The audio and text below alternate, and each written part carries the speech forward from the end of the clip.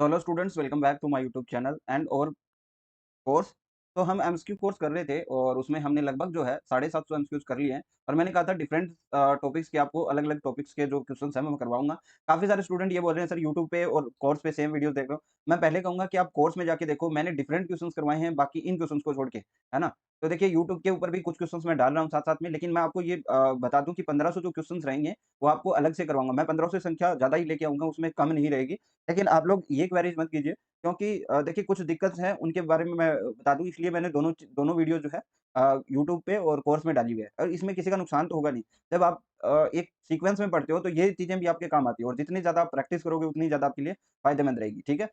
जिस भी स्टूडेंट को कोर्स या नोट्स लेने हैं वो नीचे डिस्क्रिप्शन में जाके ले सकता है। और जल्द ही मैं स्ट्रैटेजी की वीडियो भी शेयर करूँगा आप लोगों के साथ, क्योंकि काफ़ी सारे स्टूडेंट हैं जो नए तरीके से तैयारी करने की कोशिश करेंगे। देखिए, इसमें एफर्ट जितना आप डालोगे ना लास्ट के मंथ्स में उतना ही फ़ायदा होगा। मैंने पहले ही बता दिया कि जितना आप एमसीक्यूज़ में एफर्ट डालोगे उतना आपको बेनिफिट मिलेगा। क्योंकि वहाँ पे आपको एमसीक्यूज़ डील करना है और एमसीक्यू से ही पता चलता है कि आप कितने तैयार हो, ठीक है? आप जो मेरे नोट्स है आप वहाँ पे पढ़ के आप एक बार जो प्रीवियस ईयर के क्वेश्चन्स है वहाँ पे लगा के देखोगे, आपको वहाँ पे क्वेश्चन्स लगेंगे आपके, ठीक है? वही एक इम्पोर्टेंस ही है, ठीक है? ये ऐसा नहीं है एग्ज़ाम 2-3 बार हो चुका है। 2018-21 में आपके संगणक के एग्ज़ाम हो चुके हैं। आपके 2018-21 में आपके एएसओ के एग्ज़ाम हो चुके हैं। उससे पहले इन्वेस्टिगेटर हो चुका है 2019 के अंदर, ठीक है? काफ़ी सारे एग्ज़ाम्स हो चुके हैं, ठीक है? चलिए शुरू करते हैं। यदि हम प्रतिगमन गुणांक पहले बेसिकली हम बात करें प्रतिगमन गुणांक की, तो bxy और byx होता है, ठीक है? ये आप दोनों को सबको पता होना चाहिए मेरे हिसाब से। फिर क्या बोलता है कि ये 0.8 है और ये 0.2 है। सहसंबंध r का मान क्या होगा? जब भी आप देखते हो कि दोनों का साइन है ना सिमिलर मिलेगा आपको। ये अगर प्लस है तो ये भी प्लस मिलेगा और इसका जो कोरिलेशन आएगा वो भी प्लस मिलेगा, ठीक है? ये आपको ध्यान रखना है। अगर हम R की बात करें तो इसका जो फ़ॉर्मूला होता है Pxy, इसके रेफरेंस में लेते हैं Byx, ठीक है? ये फ़ॉर्मूला बनता है और ये इनका जो गुणांक होता है, भई हम अगर हम बात करें इनका मल्टीपल जो होता है और उसका हम रूट करते हैं तब हमारे पास क्या आता है? कोरिलेशन निकल के आता है। यहाँ पे इन केस में हम देखें तो ये देखिए यहाँ पे आपको कोई भी साइन नहीं दे रखा, ठीक है? 0.8 इंटू 0.2 हो जाएगा, ठीक है? रूट के अंदर, तो ये कितना आ जाएगा 0.16, और 16 का आपका पता है कितना होता है? 0 पॉइंट आपका 4 हो जाएगा, ठीक है? तो यहाँ पे आपके कोई भी साइन नहीं है इनके अंदर, तो आप प्लस की कर दोगे। अगर ये साइन आपको रहते तो ये माइनस के साइन आपको दिख जाते और यहाँ से आपका माइनस का आंसर आता है, ठीक है? दोनों ही कंडीशन में आपको अलग-अलग डिफरेंस में दे सकता है। नेक्स्ट क्वेश्चन की हम बात करते हैं। यदि सहसंबंध गुणांक का मान 1 से मान से अधिक है, सहसंबंध का गुणांक 1 से अधिक है और 1 से कम है, तो उच्च स्तरीय सहसंबंध क्या होगा? बेसिकली यहाँ पे ब्रैकेट आएगा ना, सहसंबंध गुणांक का मान से अधिक, यहाँ पे आपका खाली स्थान होना चाहिए, ठीक है? और से कम के बीच में आपके खाली स्थान आएगा। कम हो तो उच्च स्तरीय सहसंबंध कहलाता है। उच्च स्तरीय सहसंबंध की बात करें, सबसे पहले हम सारी चीज़ें ही देख लेते हैं उच्च स्तरीय का क्या है। देखिए, सबसे हम पहले बात करते हैं कि परफेक्ट।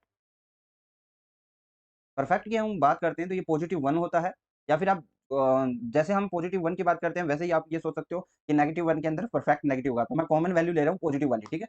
परफेक्ट होता है, इसको हम बोलते हैं पूर्ण सहसंबंध, है ना? फिर आपका आता है उच्च स्तरीय।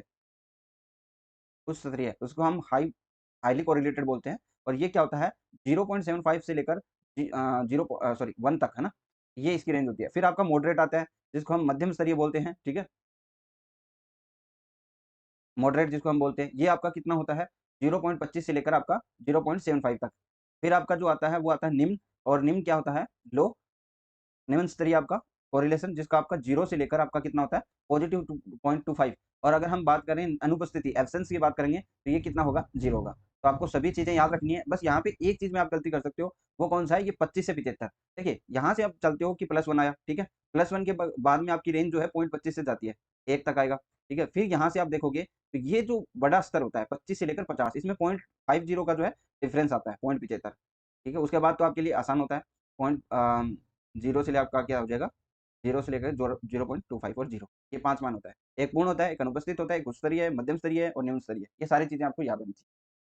यदि सहसंबंध गुणांक का मान जो है वो 0.80 है, वो तो अनिश्चयन गुणांक का मान क्या होगा? नॉन डिटरमिनेशन का पूछा हुआ है। तो ये क्या होगा नॉन डिटरमिनेशन का 1 माइनस आर स्क्वायर होता है। 1 माइनस आर स्क्वायर, तो 1 माइनस 0.8 है, इसका स्क्वायर करो, ये 1 माइनस क्या हो जाएगा 0.64 और यहाँ पे आ जाएगा आपका 0.36। यही आपका क्या हो जाएगा आंसर हो जाएगा, जो बी आंसर में बी ऑप्शन में दे रखा है। यदि दो चरों के मूल्यों में समान अनुपात और एक ही दिशा में परिवर्तन हो तो सहसंबंध कैसा कहलाएगा? ठीक है? तो ये पूर्ण होगा, एक ही समान दिशा में जाता है, ठीक है? और एक ही दिशा में है, ये समान अनुपात में एक ही दिशा में, तो ये पूर्ण धनात्मक होगा। जैसे मान लो कि 2, 4, ठीक है? 4 और 8। अब आप देखोगे इसमें 1:2 आएगा और इसमें भी 1:2 आएगा, यानी ये सेम दिशा में पॉजिटिवली इंक्रीज़ हो रहा है, ठीक है? तो ये क्या होगा पूर्ण सहसंबंध होगा। और ये पूर्ण सहसंबंध होगा और कौन-सा होगा? धनात्मक होगा। आगे देखिए, नेक्स्ट क्वेश्चन की हम बात करेंगे। निम्नलिखित में से एक्स और वाई समक श्रेणियों के बीच कार्ल पियर्सन का सहसंबंध गुणांक ज्ञात कीजिए। कार्ल पियर्सन का देखना है, यहाँ पे आपको श्रृंखला में 15 आपको क्या दे रखा है? एन दे रखा है। एन के बाद आपको क्या दे रखा है? एक्स बार दे रखा है। प्रमाप विचलन दे रखा है। इसका हमें क्या निकालना है? देखिए एक्स वाई श्रृंखला के वास्तविक माध्यम से लिए गए विचलनों के गुणनफलों का योग कितना है? 120 है। चलिए, आपके पास एन है, एक्स बार दिया हुआ है, स्टैंडर्ड डेविएशन दिया हुआ है, तो आपको कौन सा फॉर्मूला लगाना चाहिए? देखिए, एक फॉर्मूला आपको याद होगा, जब हम कोवेरिएंस पढ़ रहे थे, उसके साथ ही हमने एक फॉर्मूला पढ़ा था कि सिग्मा डीएक्स डी वाई बटे एन इंटू आपने स्टैंडर्ड डेविएशन ऑफ एक्स और स्टैंडर्ड डेविएशन ऑफ वाई पढ़ा होगा। ये फॉर्मूला आपने पढ़ा होगा और ये यहाँ पे सही बैठेगा। देखो, एक्स और वाई के श्रृंखला के वास्तविक माध्यम से लिए गए विचलन, क्या विचलन होते हैं? वो होते हैं डीएक्स डी वाई। फिर क्या गए? विचलनों के गुणनफल, यानी इनको आपस में गुणा कर दिया, डीएक्स डी वाई का योगफल यानी sigma. Sigma dx d y बराबर क्या दे रखा है? हमें 122 दे रखा है। यहाँ तक आप समझ गए होंगे कि हमारा जो फॉर्मेट है उसके हिसाब से हमें कौन सा फॉर्मूला लगाना है। यहाँ पे आर बराबर क्या हो जाएगा? देखो, सिग्मा डीएक्स डी वाई कितना है? 120। एन कितना है? 15 into standard deviation of x कितना है? Standard deviation of x y कितना है? 3.03। सही है? यहाँ तक आपको कोई दिक्कत नहीं होनी चाहिए। इसको हम सोल्व कर लेंगे, तो ये कितना आ जाएगा? 0.89। पॉजिटिव आएगा ये, ठीक है? ये आंसर हो जाएगा। यदि एक्स और वाई का सहसंबंध गुणांक धनात्मक है, धनात्मक का मतलब क्या होता है? एक ही दिशा में, ठीक है? और पूर्ण धनात्मक का मतलब है एक ही दिशा में और समान अनुपात से, ठीक है? दोनों ही चीज़ें आपको पता होनी चाहिए। तो हम कह सकते हैं कि दोनों एक्स वाई विपरीत दिशा में परिवर्तित होंगे। एक्स बढ़ता है तो वाई भी बढ़ता है, एक्स कम होता है तो वाई भी कम होता है, बी और सी दोनों।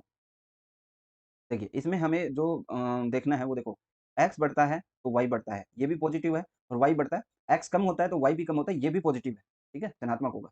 बी और सी आंसर इसमें सही होगा। आगे बढ़ते हैं।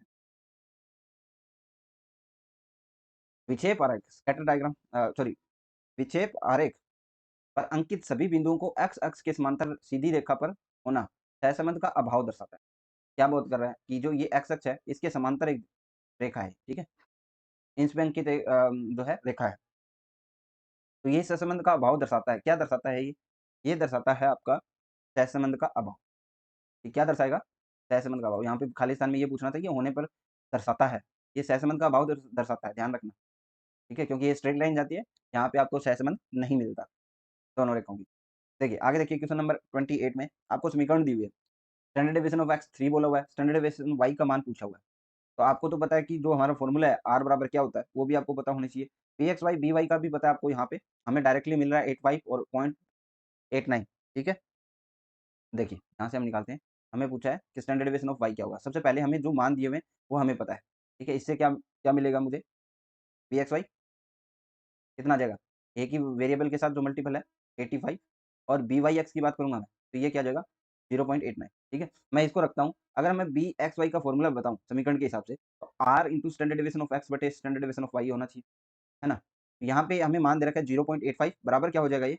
आर का मान हमें आर का मान हमें नहीं दे रखा, हमें आर का मान निकालना पड़ेगा। देखो यहाँ से निकालते हैं, ये दोनों है ना, यहाँ से हम आर का मान निकालते हैं। रूट 0.85 इंटू 0.89 ये आपका आर का मान हो गया।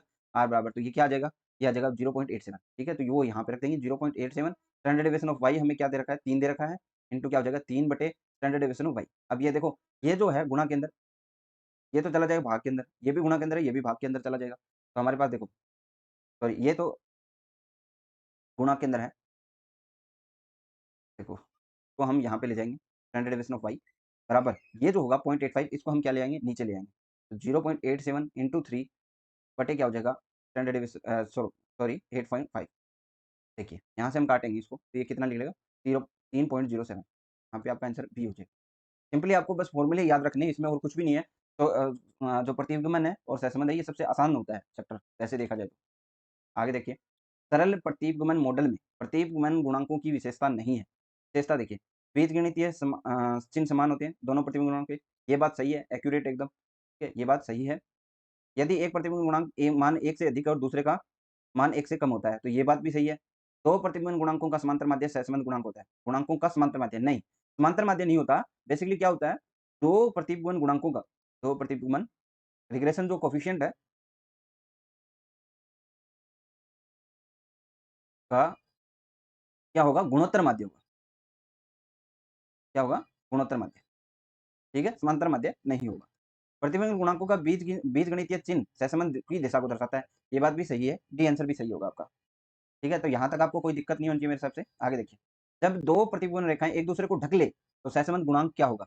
मान लो कि आपका जो सहसंबंध 2 रेखाएँ जो होती हैं हमारे पास, दोनों वेरिएबल्स की, वो अगर एक दूसरे को ढक ले, इसका मतलब है या तो वो पॉजिटिवली स्क्यूड है या नेगेटिवली स्क्यूड है। यानी सॉरी, न या तो पॉजिटिवली पॉजिटिवली आपका क्या है, कोरिलेटेड है या नेगेटिवली कोरिलेटेड है। जैसे यहाँ से हम बात करें, तो ये आपका पॉजिटिव होता है, दोनों में एक लाइन ही नज़र आती है हमें, और ये आपका नेगेटिव होता है। सॉरी, ये रहा, ठीक है? ये पॉजिटिव है, ये नेगेटिव है, ठीक है? यहाँ पे आप देख रहे हो, हमें एक लाइन नज़र नहीं आती, ये सिंगल लाइन होती है, जो एक दूसरे को ढक लेती है, लेकिन इसमें ये कन्फर्म नहीं है कि पॉजिटिव है या नेगेटिव है। हमें कोई परिस्थिति नहीं है, तो ये दोनों हो सकती है, पॉजिटिव भी हो सकती है, नेगेटिव भी हो सकती है, ठीक है? यहाँ पे आपको ध्यान रखना है। देखिए, x पर y ऑन x का प्रतिबिंब गुणा गुणा समीकरण का सही रूप में लेख होगा। x ऑन y का पूछ रहा है, देखिए, बहुत ही सिंपल है। इन चीज़ों को ना आप एक तरीके से याद कर सकते हो। y ऑन x है, तो हमें y का देखना है, तो y तो आगे आएगा, पहली बात तो ये वाला कट जाएगा और ये वाला कट जाएगा। y माइनस y बार सही है, ये भी सही है।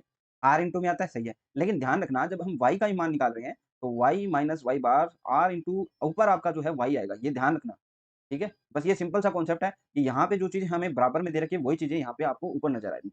यहाँ पे तो ये गलत हो जाएगा, सी आंसर आप लोग सही, ठीक है? जब प्रतिबिंब रेखा मूल्य बिंदु से यानी मूल बिंदु से गुजरती है, तो क्या होगा? जब आपकी रेखा जो है, वो मूल बिंदु से गुजरती है, तो क्या होगा? ये आपसे पूछा गया है। तब आपका क्या होगा? जो इंटरसेक्टिंग पॉइंट होगा, वो क्या हो जाएगा? 0 हो जाएगा। अंतःखंड क्या होगा आपका? 0 हो जाएगा। अंतःखंड क्या होगा? 0, इंटरसेक्शन पॉइंट। क्योंकि ये जो आपकी ग्राफ होता है ना, यहाँ से ये रेखा निकलेगी, मध्य बिंदु से, यहाँ से निकलेगी, ठीक है? तो ये जो इंटरसेक्ट कर रही है, वो कहाँ पे कर रही है? मूल बिंदु से। तो इसका मान क्या हो जाएगा? इंटरसेक्टिंग पॉइंट क्या हो जाएगा? 0। आगे देखिए, इंटरसेक्टिंग पॉइंट क्या है? सी, अंतःखंड। अंतःखंड क्या होगा? सुनिए, यदि दो प्रतिबिंब रेखाएं इस प्रकार है, y बराबर 2x प्लस 3 और 8x प्लस y प्लस 3, तो सहसंबंध का गुणांक का मान क्या होगा? देखिए, सिंपली हम देखें यहाँ पे, y बराबर क्या दे रखा है हमें?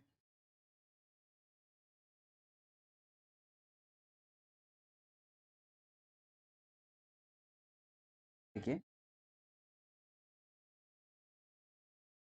यहाँ पे दे रखा है y बराबर हमें दे रखा है, यहाँ पे माइनस कर लीजिए, यहाँ पे भी आपका माइनस दिया, y माइनस 2x प्लस 3, और दूसरी समीकरण क्या है? 8x बराबर माइनस y प्लस 3। देखिए, अब इसको कैसे सोल्व करना है, वो देखिए। सबसे पहले हम यहाँ से निकालते हैं आपका बी एक्स वाई, तो बी एक्स वाई निकालेंगे तो x बराबर क्या हो जाएगा? माइनस वाई बटे 8 हो जाएगा, यानी आपका 1/8 करते हम क्या आ जाएगा? माइनस का 0.125 ये आ जाएगा। अगर हम दूसरे से निकालते हैं बी वाई एक्स, तो आप देखोगे वाई है और इधर हम भेजेंगे तो आपका क्या हो जाएगा? सिंपली 2 हो जाएगा, क्योंकि यहाँ पे हमें किसी से डिवाइड तो देना नहीं है, तो आपका क्या हो जाएगा? माइनस का 2 क्या हो जाएगा? बी वाई एक्स क्या है? माइनस का 2, बी एक्स वाई कितना है आपका? माइनस 0.125। अब इनको मल्टीप्लाई करना है, 2 गुणा 0.125, ये माइनस के हैं अंडर के अंदर। अब एक चीज़ ध्यान रखना आप कभी भी, कि ये जो साइन होंगे ना, उसी से हमें कोरिलेशन का पता चल जाता है, इसलिए हम ये इन दोनों को तो कैंसिल कर सकते हैं आराम से, ठीक है? ये हो गया 0.25 और अंडर रूट से बाहर निकालेंगे तो 0.5। ध्यान रखना, माइनस की वैल्यूज़ हमें बी, वाई, एक्स दोनों गुणांक ही माइनस के मिले हैं, तो आपका सहसंबंध क्या होगा? माइनस का होगा। देखिए, आगे देखिए, कार्ल पियर्सन के सहसंबंध गुणांक की विशेषता कौन-सी सही नहीं है? ये मूल एवं पैमाने से स्वतंत्र होते हैं, ठीक बात है। इसका मान -1 प्लस 1 की सीमाओं के बीच रहता है, ये भी सही है। ये चर स्वतंत्र हो तो इसका मान क्या होता है? शून्य। मतलब दोनों आपस में कोरिलेटेड ना हो और इनके बीच में कोई भी कारण एवं संबंध नहीं हो, स्वतंत्र चर हो, तो ये इनका मान शून्य आता है। ये कारण परिणाम संबंध को ज्ञात करने हेतु प्रयुक्त किया जाता है। ये आपका सही नहीं है, ठीक है? कार्ल पियर्सन का सहसंबंध गुणांक जो है, सहसंबंध का आदर्श माप होता है, ठीक है? इस गुणांक से हम क्या ज्ञात कर सकते हैं? सहसंबंध की दिशा ज्ञात कर सकते हैं। आगे देखिए, कार्ल पियर्सन का सहसंबंध गुणांक किस मान्यता पर आधारित नहीं है? कौन सी मान्यता पर आधारित नहीं है ये? देखिए, इनकी जो मान्यताएँ हैं वो क्या है? चरों की श्रेणियों में क्या होगी? असमान्यता होगी। दूसरी दूसरी क्या है कि चरों के मध्य रेखीय संबंध होगा। चरों के मध्य क्या है? रेखीय संबंध होगा, ठीक है? और क्या होगा? कार्य आपका क्या है? कार्य कारण संबंध होगा। असममित आवर्ती बंटन ये नहीं होगा, ठीक है? तो मान्यता किस पर आधारित नहीं है? असममित आवर्ती बंटन पे नहीं है, बाकी तीनों पर आधारित है। x एवं y के मध्य सहसंबंध y बराबर 3x प्लस 4 है, तो x और y के बीच सहसंबंध क्या होगा? देखिए y बराबर क्या दे रखा है हमें? 3x प्लस 4 दे रखा है और हमें पूछा है कि x और y के बीच में सहसंबंध क्या होगा? देखिए, सहसंबंध अगर हम बात करें y बराबर 3x, यहाँ पे हम 3x बराबर क्या लिख सकते हैं? y माइनस 4, क्योंकि ये 4 इधर जाएगा क्या हो जाएगा? माइनस हो जाएगा। आगे देखिए, जब भी आप ऐसे क्वेश्चंस को सोल्व करें, आपको पता होना चाहिए कि हम जो है इनको कैसे अप्रोच में ला सकते हैं। देखिए सिंपल से आपको कुछ भी नहीं दे रखा, यहाँ पे मैं x का मान निकालूँगा, 3x बराबर क्या कर दिया हमने? y माइनस 4 और x बराबर क्या हो जाएगा आपका? y माइनस 4 बटे 3, ठीक है? तो y बराबर क्या आ गया हमारे पास? अगर हम bxy की बात करें तो क्या आ जाएगा? y मतलब 1 बटे 3 माइनस का है, सॉरी पॉजिटिव है ये तो, 1 बटे 3 करेंगे तो क्या आ जाएगा? 0.33, ठीक है? अब हम क्या करेंगे? r का मान निकालेंगे, बी वाई एक्स निकालें, तो y का मान तो सीधा-सीधा दिख रहा है हमें 3 है, ठीक है? तो ये 3 आ गया। हमारे पास क्या आ गया? बी एक्स वाई बराबर आया 1/3 और बी वाई एक्स आया आपका पास क्या है? 3, ठीक है? दोनों को हम मल्टीप्लाई करेंगे 1/3 इंटू 3, 3 से 3 कट जाएगा 1, 1 अंडर रूट के अंदर 1 ही आता है बाहर, तो ये आपका 1 हो गया, बी आंसर। बहुत ही सिंपल सी इक्वेशन दी थी हमें और हम इस क्वेश्चन को बना पाए हैं। कैसे बना पाए हैं वो आप दोबारा से देख लो एक बार। देखो, यहाँ से पहले मैंने क्या करा कि y दे रखा है सीधा-सीधा सिंपल, ठीक है? और x का जो मल्टीप्लाई है वो क्या है? 3 है। तो मुझे ये पता चला कि b/x क्या होगा हमारे पास? 3 होगा।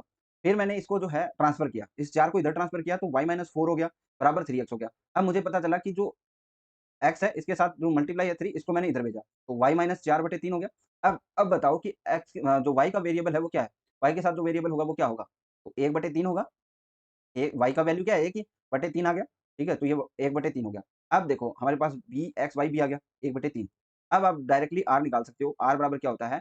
pyx या फिर xy कैसे भी कर दो आगे पीछे xy, ठीक है? तो यहाँ से आप देखो 3 इंटू 1/3 करोगे, यहाँ पे आपका 1 आ जाएगा रूट के अंदर और 1 का रूट का मान 1 ही होता है, ठीक है? स्पेयरमैन की कोटि सहसंबंध गुणांक का फॉर्मूला क्या होगा? तो ये तो डायरेक्टली फॉर्मूला बेस्ड क्वेश्चन है, आपको सिर्फ सबको पता होना चाहिए। पहली बात तो ये जो है माइनस का साइन होता है, यहाँ पे प्लस का नहीं आएगा, यहाँ पे भी प्लस का नहीं।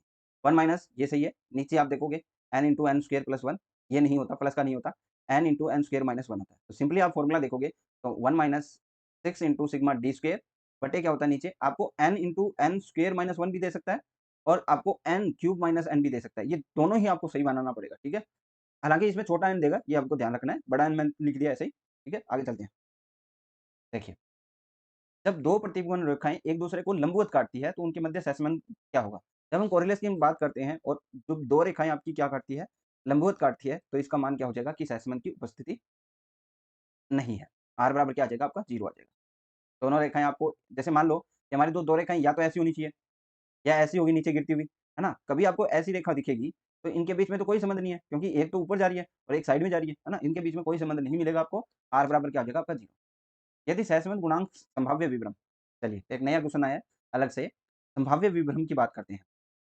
6 गुने से अधिक है, तो r आपका क्या है? बड़ा है 6 पीई से, यानी जो प्रोबेबल एरर है, संभाव्य विभ्रम है, तो श्रेणियों के मध्य सहसंबंध होगा। कैसा होगा? वो आपसे पूछा है। तो ये तो अर्थपूर्ण सार्थक होगा, लेकिन आपको क्या है? सबका पता होना चाहिए कि किस किस कंडीशंस में आपका ये होगा, है ना?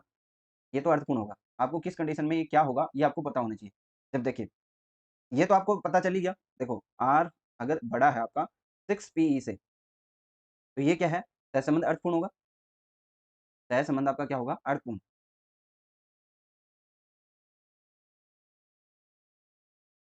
अर्थपूर्ण होगा, सही बात है, ठीक है। ये पहली कंडीशन। दूसरी कंडीशन क्या होगी कि आपका अगर r बराबर नहीं है 6 पीई से, तो आपका क्या होगा? अर्थपूर्ण नहीं होगा, है ना? ठीक बात है। आगे हम देखते हैं तीसरा, देखिए, अगर हम बात करें तीसरे पॉइंट में तो r अगर आपका बड़ा है, आपका छोटा है पीई से, जो प्रोबेबल है उससे बड़ा, तो उपस्थिति का कोई प्रमाण नहीं माना जाएगा। उपस्थिति का प्रमाण नहीं। क्लियर है? आगे देखो नेक्स्ट, अगर ये r जो है आपका 0.3 से क्या है? छोटा, तो ये क्या होगी? इस सहसंबंध तो होगा, लेकिन सहसंबंध की मात्रा क्या होगी? नगण्य, न के बराबर। नेक्स्ट देखिए, जो 5 पॉइंट है, अगर आपका r बड़ा है 0.5 से, तो क्या है? लगभग आपका निश्चित होगा, अस्तित्व होगा उसका। आप देखिए, अब मैं आपको देखो ये तो हो गई बात जो हमने आपको याद रखनी है। वैसे आपको मैं बताता हूँ, देखो, अगर प्रोबेबल एरर, ठीक है, आपका r से ही बड़ा है, तो इसका मतलब तो ये है कि आपका कोरिलेशन होगा ही नहीं, क्योंकि इसमें एरर ही इतना बड़ा हो गया कि सहसंबंध से बड़ा है, तो फिर इसमें उपस्थिति का कोई प्रमाण नहीं मिलेगा। अगर आपका जो R है वो 0.3 से क्या है, छोटा, 0.3 से छोटा है, तो आप ये बोलोगे कि मात्रा है ना वो ना के बराबर है। मतलब हो सकता है कोरिलेशन है लेकिन वो ना के बराबर है, ठीक है? फिर आपका पॉइंट आता है कि R अगर मान लो कि 0.3 से तो आपका क्या था, छोटा, लेकिन अगर वो 0.5 से बड़ा है तो आप ये बोलोगे कि उसका जो सहसंबंध का अस्तित्व है ना वो है, कि कुछ ना कुछ अस्तित्व है। न होने के बराबर से निश्चित तौर पे उसमें सहसंबंध है। लेकिन अगर वो बड़ा होता है 6 इंटू प्रोबेबल एरर, तो आपका सहसंबंध अर्थपूर्ण होगा, यानी उसका कुछ ना कुछ फ़र्क पड़ता है। दोनों वेरिएबल्स में एक-दूसरे का कुछ ना कुछ फ़र्क पड़ता है, ठीक है? ये चीज़ें आपको समझ में रखनी है। आगे चलते हैं। कार्ल पियर्सन सहसंबंध की गुणांक की सीमाएँ क्या होगी? देखिए, कार्ल पियर्सन सहसंबंध गुणांक की जो सीमाएँ हैं वो +1 से -1। आगे देखिए, सहसंबंध गुणांक जो है संभाव्य विभ्रम, प्रोबेबल एरर ज्ञात करने का फ़ॉर्मूला क्या होगा? सिंपल सा फ़ॉर्मूला है। देखिए, आपने स्टैंडर्ड एरर पढ़ा होगा, और स्टैंडर्ड एरर क्या होता है? एसई जो होता है वो क्या होता है? 1 माइनस आर स्क्वायर बटे क्या होता है? रूट एन, ठीक है? अगर हम प्रोबेबल एरर निकालना है, प्रोबेबल एरर, तो आप क्या करोगे? इसको 2/3 से मल्टीप्लाई कर सकते हो स्टैंडर्ड एरर को, और या क्या कर सकते हो आप 1 माइनस आर स्क्वायर बटे रूट एन, इसको भी आप 2/3 से मल्टीप्लाई कर लो, या पॉइंट, या देखो, और 1 minus r square root n को आप क्या कर लो, मल्टीप्लाई कर लो 0.6745 हिस्सों। ये सभी क्या होंगे आपके प्रोबेबल एरर के फॉर्मूले होंगे, और इसमें क्या है, देखिए प्लस का नहीं आएगा, प्लस का नहीं आएगा, 1 माइनस इसके आपको 2/3 से मल्टीप्लाई करना पड़ेगा, और ये आपका सही है, ये आंसर। यदि दोनों प्रतिबिंब गुणांक का मान ऋणात्मक है तो सहसंबंध का मान होगा, मान ऋणात्मक है, तो आपको पता है कि जो आपका कोरिलेशन होगा वो भी क्या हो जाएगा, ऋणात्मक हो जाएगा। चलिए आगे देखते हैं, बी आंसर हो जाएगा इसमें तो।